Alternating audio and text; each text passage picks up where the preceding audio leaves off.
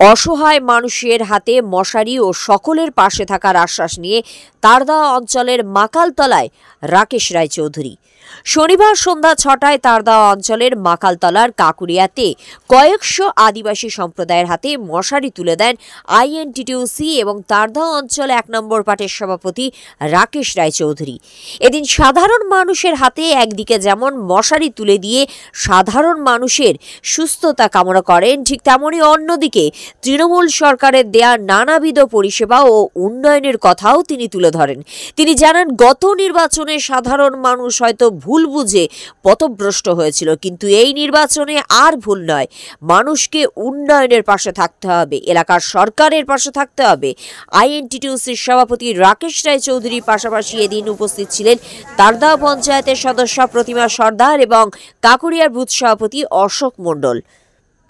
এদিনের এই কর্মসূচিতে উপস্থিত হয়ে রাকেশ রায়চৌধুরী কি জানালেন শুনবো। এই আদিবাসী অধ্যুষিত এলাকায় যেভাবে উন্নয়ন আমাদের সরকার করেছে, মামাটি সরকার, এই যে রাস্তাটা আমরা দাঁড়িয়ে এখানে আছি, এই রাস্তা প্রিয় বিধায়ক সাহেব সহকার মোল্লা করেছেন। আমরা এখানে হাইমার্কস লাইট পঞ্চায়েত থেকে দিয়েছি, আমরা যেখানে পুজো হচ্ছে সেখানে হাইমার্কস লাইট করেছি। এখন মাননীয় মুখ্যমন্ত্রী মমতা বন্দ্যোপাধ্যায় আমলে আমাদের শান্তি বিরাজ করছে। আজকের আমরা যেভাবে এই এলাকার উন্নয়নের সঙ্গে আমরা যুক্ত আছি, পাশে আমাদের বলখেলা মাঠ, সেখানকার রাস্তা আমরা সংস্কার করছি। আমাদের ইতিমধ্যে আমাদের ৩-৪টে রাস্তা আমরা দিয়েছি, যেগুলো বড় বড় রাস্তা সেগুলো আমাদের হবে। আমাদের এখানকার বিশেষ করে আদিবাসী অধ্যুষিত এলাকায় যে সমস্ত মানুষ এখানে আছেন, আগামী দিনে আমরা স্বাস্থ্যকেন্দ্রের জন্য আমরা মাননীয় মুখ্যমন্ত্রী মমতা বন্দ্যোপাধ্যায়ের কাছে আমরা দরবার করব এবং আমাদের এই এলাকার আদিবাসী অধ্যুষিত এলাকার যে উন্নয়ন যেভাবে করে চলেছেন বিধায়ক শওকত মোল্লা, নিশ্চিতভাবে আগামী দিনে আরও বেশি বেশি করে উন্নয়ন তিনি করবেন। ইতিমধ্যে আপনারা দেখেছেন যে আমাদের যে পাশে আজকে রেলওয়ে কমপ্লেক্স, সেখানে বহু আমাদের মানুষ এখানে শ্রমজীবী মানুষ কর্মসংস্থানে যান, কিন্তু আজকে নাজিরঘাটি জঙ্গল থেকে যে রাস্তা একটা সময় কি পরিস্থিতি ছিল, আজকে মাননীয় মুখ্যমন্ত্রী মমতা বন্দ্যোপাধ্যায় আমলে সেই রাস্তা পিচের রাস্তা হচ্ছে। আজকের আমাদের যেখানে সেখানে ময়লা আবর্জনা আমরা ফেলবো না, আমরা একটা নির্দিষ্ট জায়গায় ফেলবো, তার জন্য গতকালকে আমরা উন্নয়ন করেছি, আমরা উদ্বোধন করেছি।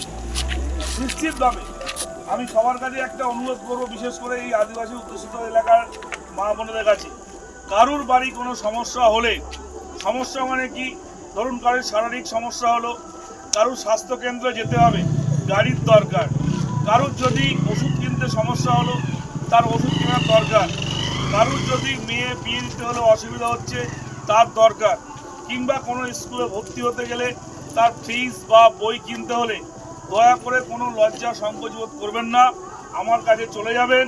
আমি সব সময়ের জন্য আপনাদের জন্য দরজা খুলে রেখেছি এবং আপনি বললেই আপনার কাছে আমরা চলে আসবো।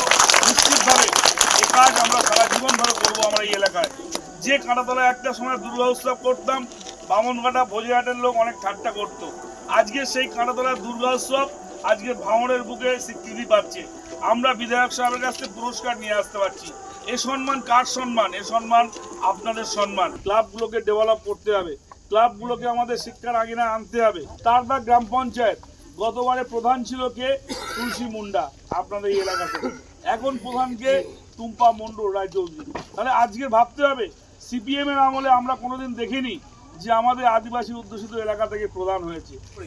আমরা বলি যে মাননীয় মুখ্যমন্ত্রী মমতা বন্দ্যোপাধ্যায় যেভাবে 100 দিনের টাকা, আপনারা জানেন 100 দিনের টাকা বন্ধ করে দিয়েছিল কে?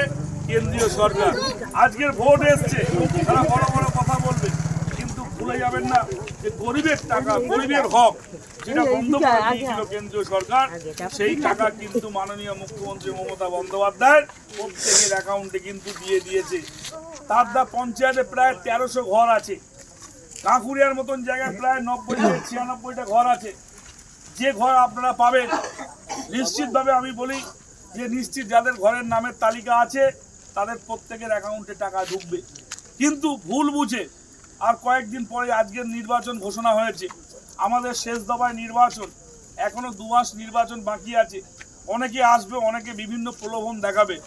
আজকে দেখুন, গত নির্বাচনে আমরা বিধানসভা নির্বাচনে আমরা এই বুথ থেকে প্রায় 300 ভোটের কাছাকাছি ভোটে আমাদের এখানে শওকত মোল্লাকে পরাজিত আপনারা করেছিলেন, কিন্তু লাভটা কি হলো?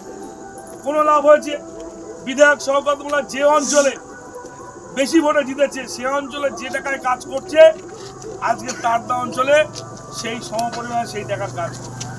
তাহলে আমাদেরকে ভাবতে হবে, তাহলে আমরা সেই ভুলটা আর করবো না, আমরা উন্নয়নের সঙ্গে থাকবো, এলাকায় যে সরকার আছে সেই সরকারের সঙ্গে থাকবো, এলাকায় যে পঞ্চায়েত দায়িত্বে পঞ্চায়েতের সঙ্গে থাকবো। আমরা দেখি না আমাদের এলাকার শান্তি শৃঙ্খলা বিরাজ করছে। অনেকে অনেক রকম কথা বলবে, ভোট আসলে বিভিন্ন রকম কথা বলবে। শুধু আপনাদের কাছে একটা কথা বলে যাব, যদি কোনোদিন আজকের থেকে শুরু করে তাই নয়, যদি কোনোদিন অন্যায় দেখেন নিশ্চিত সামনে বলবেন, সন্তান সমতুল্য হয়ে বলবেন যে হ্যাঁ এটা আপনার ভুল হচ্ছে। নিশ্চিত মানুষ ভুল স্বীকার করাটা বড় কথা নয়, ভুল স্বীকার করে ভুলের স্বীকারের মাধ্যম দিয়ে সংশোধনের মাধ্যম দিয়ে কিন্তু অনেক শেখার আছে, সেটা মানুষ শিখতে পারে। তাই আগামী দিনে আমাদেরকে আরও বেশি বেশি করে এলাকায় উন্নয়ন করতে হবে। আমরা মনে করি যে মাননীয় মুখ্যমন্ত্রী মমতা বন্দ্যোপাধ্যায়ের প্রকল্পে কি এমন কোনো ব্যক্তি আছে বলতে পারবেন যে আমরা সেই বাড়ি থেকে সুযোগ সুবিধা পাইনি? আজকে কন্যাশ্রী ভাবতে পেরেছি, বামফ্রন্ট সিপিএম এর আমলে কোনোদিন কন্যাশ্রী ছিল, রূপশ্রী ছিল, ঢালাই রাস্তা ছিল, এরকম বাড়িতে পানীয় জল আসবে গাইড পাইপ লাইন করে ছিল, এরকম হাই মার্কস লাইট ছিল, এরকম ঝাঁ চকচকে রাস্তা ছিল, লক্ষ্মীর ভান্ডারে কোনো টাকা ঢুকতো? 34 বছর তো বামফ্রন্ট আয়ত্ত করেছে। আজকের বিজেপি তো কেন্দ্রের সরকার আছে 14 থেকে আজকের 24-10 বছর, তারা কেন একটা প্রকল্প করে দেখাতে পারলো না যে এই প্রকল্পের মাধ্যম দিয়ে গরিবের সুযোগ সুবিধা হচ্ছে? তারা তো অনেক কিছু বলেছিল, কিন্তু আজকে রাজ্যের মাননীয় মুখ্যমন্ত্রী মমতা বন্দ্যোপাধ্যায় আপনার কিন্তু বাড়িতে বাড়িতে সেই জায়গায় প্রকল্পের এগুলো কিন্তু আপনারা সেই সুযোগ সুবিধাগুলো পাচ্ছেন।